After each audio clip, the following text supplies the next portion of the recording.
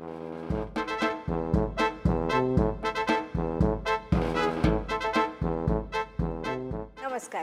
Welcome to Shef Special, the new episode.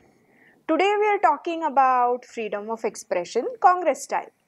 All of you must be aware of Madhur Bhandarkar's latest film, which is going to be released very soon. It's called Indu Sarkar and it is based on the excesses of emergency. It has characters, it has an actress playing Indira Gandhi and it has an actor playing Sanjay Gandhi. And the movie talks about a protagonist's fight against the excesses of emergency. Now, this is history, and Madhur Bhandarkar has every right to make a film over a period in history. But because it involves Indira Gandhi and Sanjay Gandhi, all the congressmen are up in arms and they are saying that Madhur Bhandarkar should first show the movie to us, and then once we pass it, once we censor it the way we want to, only then it can be shown to people. This is extra constitutional authority and there is no way that the filmmaker should agree to it. So recently, when Madhur Bhandarkar had come to Pune and Nagpur with his team to do a press conference, Congress netas and activists, they basically spoilt the press conferences. They didn't allow it to be held. They terrorized the crew and made sure that they remained confined to one room. Now, this is taking law and order into their own hands and this is curtailing freedom of expression. But all the self-proclaimed champions of freedom of expression in the media are very quiet about this. This is not the first time that the Congress has impinged upon a filmmaker's right to creative freedom. In 1975, Gulzar's film Andhi, which was actually done pre-emergency and it was actually released after the then INB minister, Mr. I.K. Gujral, had seen it and passed it. Even after it was in theatres, emergency was declared, and after that, the movie was told to be taken out from the theatres. It was banned. You know why? Because the main protagonist, Aarti Devi, played by Suchitra Sen, had a character which was loosely based on Indira Gandhi. So her hairstyle, her choice of saris was kind of based on Indira Gandhi.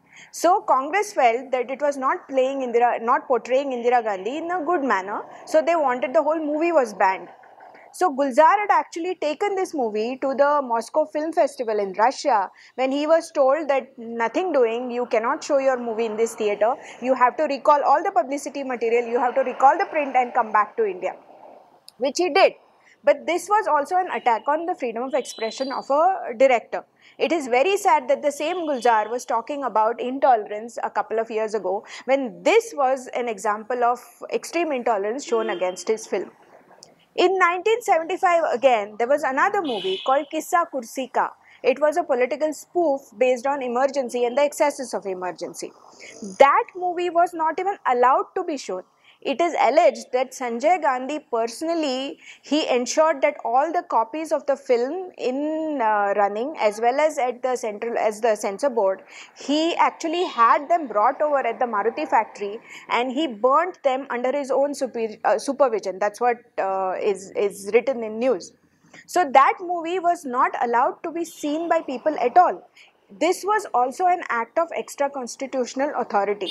So the Congress has always been very paranoid about their leaders and they have been very servile and they have been constantly terrorizing filmmakers and writers who tried to portray their leaders even in what they considered in bad light. It may or may not be true. But having said that, these are the same people who talk a lot about freedom of expression on other occasions.